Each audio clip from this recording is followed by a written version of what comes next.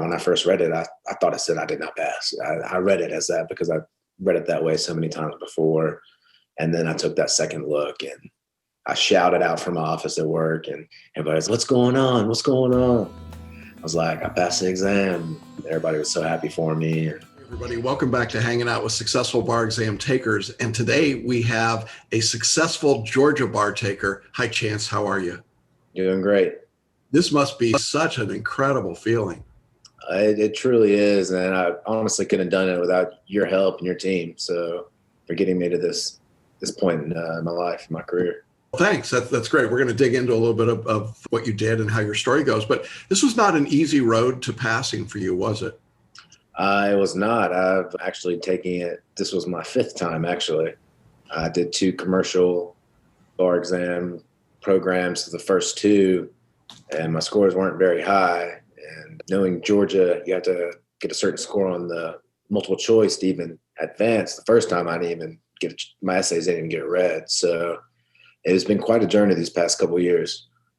Wow, that is some accomplishment, and I want to dig into a little bit of that. You also had a point at which you came really close to passing and just fell short, and so I know we want to dig into that a little bit.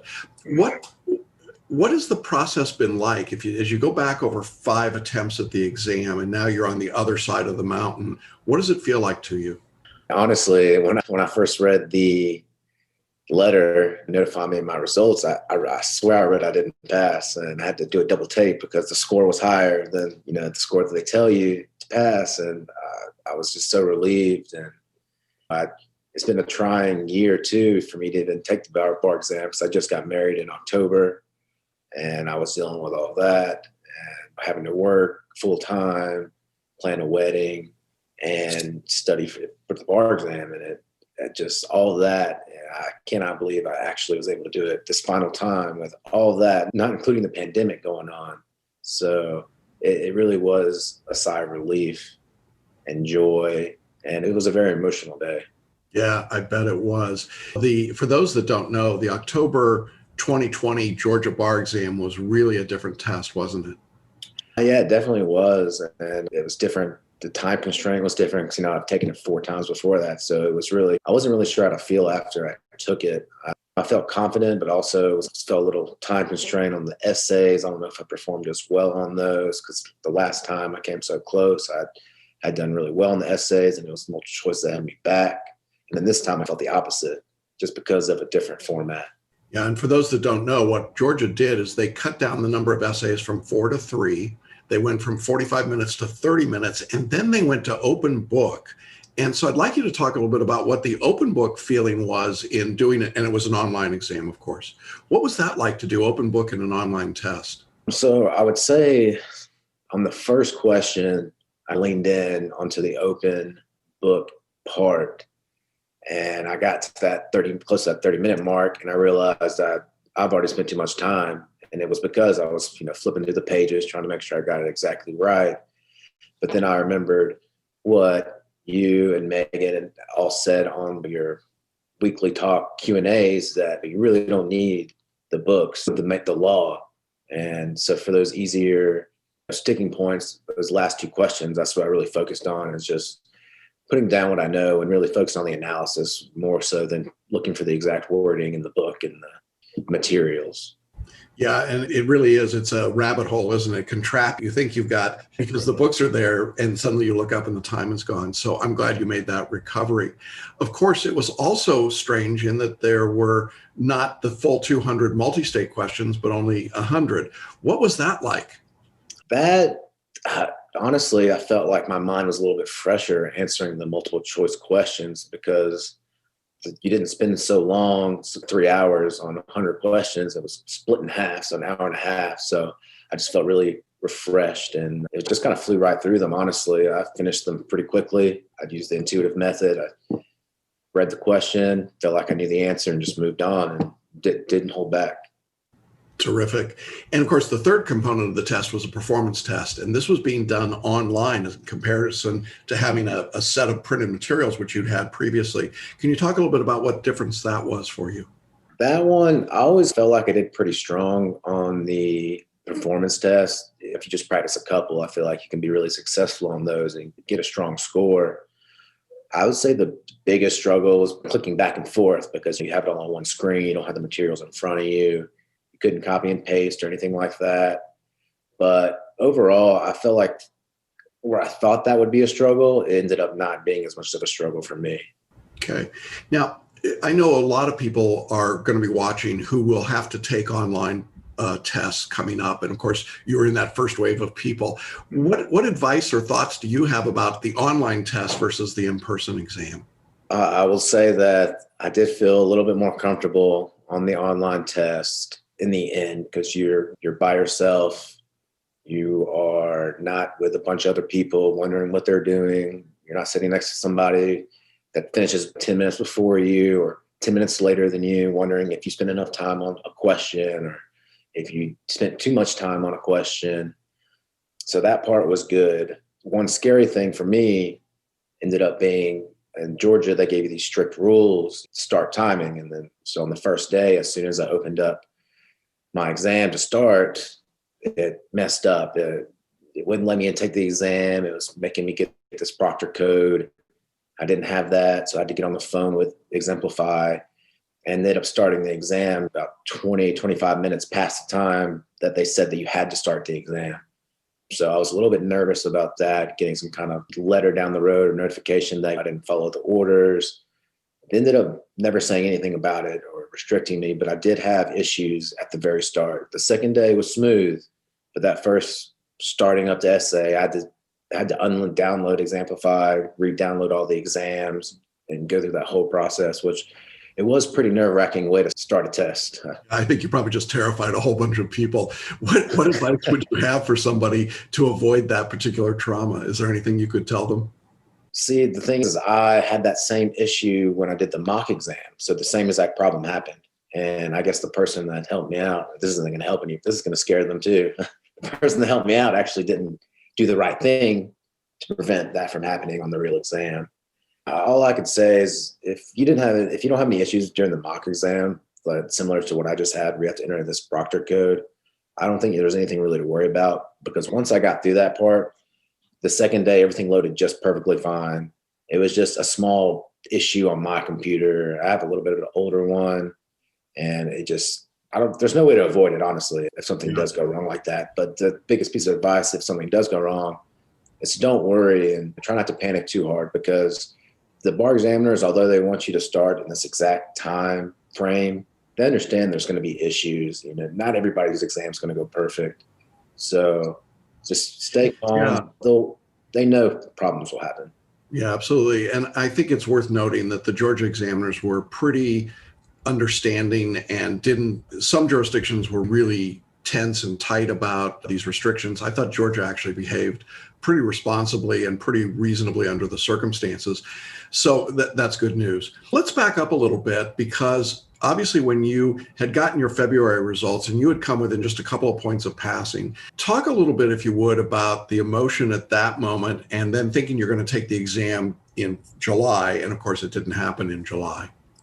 Yeah, so as Jackson mentioned, the February exam, that was the exam I felt most confident about. After I took it, I felt like I knew it. I knew that I killed the essays. I had a really strong feeling going home. And then I got the news. I was 2 points away. I failed by 2 points. And I felt dejected. Didn't know. And that was my fourth time. I was fed up with the whole thing.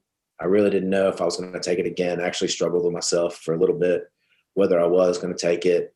I signed up to do it. I still, for a little bit, was, just unsure whether I really wanted to do this or if I was going to select a different path for myself, for my career. But I had an understanding boss where I worked. I talked to him. I talked to my wife. And they just kept pushing me to try it again. I tried it again, and I was successful that time. But it was a very hard moment in my life for a few days, just that whole time, actually. And so then I got started studying. And the news that it got pushed back, I was a little bit relieved because I'd just been doing this back to back. I never took a break in between the exams. And I was like, all right, maybe I just got a little bit more time. Maybe it'll help me out a little bit. And then I got pushed back again from September to October. That extra month was a little bit more of a struggle just because I was ready to take it then in September. I didn't know how much more studying I really had to do, or how much if I should spend a bunch more time, just keep working through. But I just followed the guidelines, the emails that you sent, and everything went smoothly. How many? Yeah, it was quite an experience for everybody around the country. I think Georgia students felt it particularly strongly because of the changes with proctoring and the problems they were having and the uncertainty. And then suddenly it's an open book exam, and oh my gosh, so many different changes and dates. As you look back on it and you think, oh my gosh, there was all this stuff that happened, did it seem like having at least a little bit of a breather helped you emotionally recover after the February test? Yeah, I definitely think so. Like I said, I took all these exams back to back after coming out of law school. And that when it got from July to September, it was a moment, a little bit of relief, because it was a quick turnaround from you find out at the end of May, I found out I failed the February exam, and a month and a half later, I'm going to have to take another one, and for a fifth time. And it was a tough moment, and definitely the pandemic's an awful thing. But there is some good that came out of it for me, and the exam being postponed and allowing me a little bit more time to gather my thoughts and stay composed. And yeah. And I think one of the hard things when you come as close as you did to passing, in some ways that's worse than missing by a lot. It feels, oh my gosh, it's so arbitrary at that point. And Georgia doesn't give much in the way of feedback. They just give you a multi-state number and then a total score. So you really don't know where your scores are coming from or how they're working. So it's possible that your essays were really good, or your performance testing, you don't know that information. Ultimately, after you had talked to your wife and your boss and others, I know you had communicated with us, what do you think it was that changed your mindset about being able to go back and do this and push over the top? The support of family and friends and work, obviously, but also knowing that I was so close and I knew I could do it. It was just a matter of telling myself I can do it. When you see that score and you're 2 points away and you've been working for this moment since you started law school, it's hard to do, but you got to be resilient sometimes, and just know that no matter how close you were the last time you took it, you can raise your score much higher. From my second test, or my third test to my fourth test, my score jumped. It's like 16 points or so. And in the end, over all the tests, I've raised my score over 30 points. In watching those score bumps as you were going, I felt like you were climbing a mountain, and we would higher up the mountain and a little bit higher. When you came to me from those first two attempts, you were pretty much in the dumps. And I think you pointed out you weren't even getting, on that first exam, you didn't even get your essay scored. So you really had a huge increase over time. And it felt like you were on a trajectory that you were going to pass. It felt like February should have been the time. You get this weird score back and you go, eh. And then I think from my standpoint, I felt if he doesn't give up, he's going to make it. But this is the real moment when you got to dig deep, isn't it? And you got to say, am I going to stop at the 2-yard line in effect, or am I going to keep trying to press on? What did it feel like going into the exam itself, the few days before the test in October? What was your mindset at that point? I was focused. I took the only time I took off of work was just a couple of days before the exam. Used that time I didn't really hunker down into a desk and do a bunch of questions, do a bunch of essays. I woke up in the morning, drank a little coffee, and did an essay or two, a few questions, just to kind of keep my mind fresh, because I've been going at this since May at that point. Studying for so long, it can be repetitive and boring, and to the point where you're not even feel like you're studying anymore. You're just reading notes on a piece of paper. So those couple days before the exam, I just used that time to really get good sleep, eat well, and try and stay focused on the long-term goal rather than jam a bunch of information in my brain. Yeah, absolutely. So you take the test, and now there's the waiting period. And of course, normally we've got a pretty fair idea when Georgia's going to release results. This time we weren't quite so certain, and we weren't even certain a week ago when they were going to release.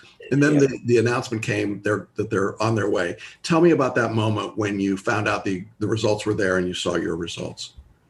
Yeah, so I literally earlier that day on Monday, I looked up JD preferred jobs like on Glassdoor. I just didn't know if I was even going to pass or when I was going to hear the results. Why not just check out some other jobs and see what's going on? And lo and behold, 30 minutes later, I get an update. There's information in your hub on the Georgia Bar site. I was like, oh no, here we go. And I opened it. And like I said earlier, when I first read it, I thought it said I did not pass. I read it as that because I read it that way so many times before. And then I took that second look and I shouted out from my office at work and everybody's, what's going on? What's going on? And I was like, I passed the exam. Everybody was so happy for me. And where I work has 2 locations. They called me from the other location, had me on speakerphone. Everybody was congratulating me. And it truly was it was a wholesome moment. And just, there'll never be anything like that again for me, any kind of feeling like that again. And one thing I'll tell you is to make sure for those of you, when you do pass, don't tell your wife it's the best day of your life. Because when you got married, that's the advice one of the attorneys gave me. And I thought it was pretty funny. I think that's perfectly appropriate. What was your wife's reaction to the bar exam news? She was happy. She was always supportive during the time while we were, dating and engaged, and then became engaged to keep failing. But it was also rough for her for having to go through this over and over again.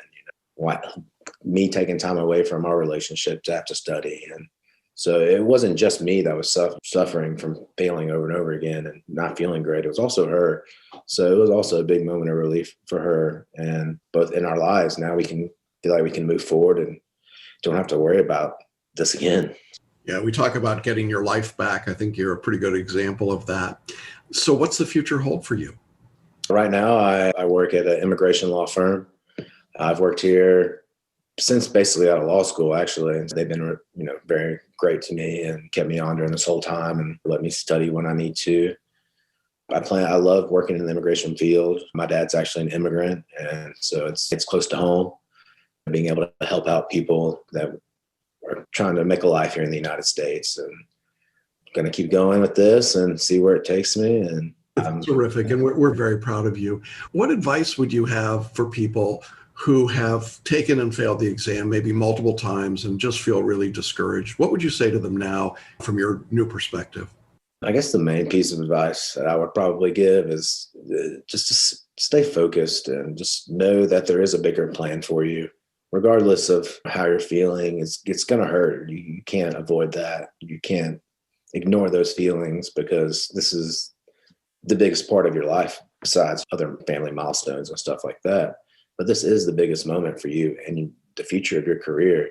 So don't feel dejected and just know that you can do it because for me, for example, this was my 5th time and I finally did pass, and it's a great feeling. I promise you. And it's a feeling you'll want to have, and just keep trying. Don't give up no matter how much you want to. You can make it happen. Follow the way that Jackson teaches you, follow the study guide, do the work, and you can pass.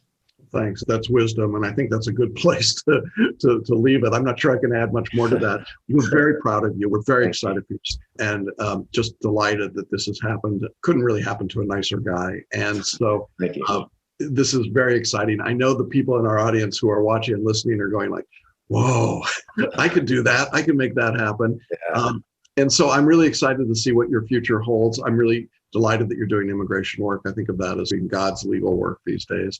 And so we're proud that we could have a small hand in that opportunity for you.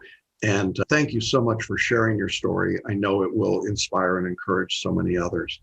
Anything else you want to add before we sign off here? Just thanks for having me on this podcast.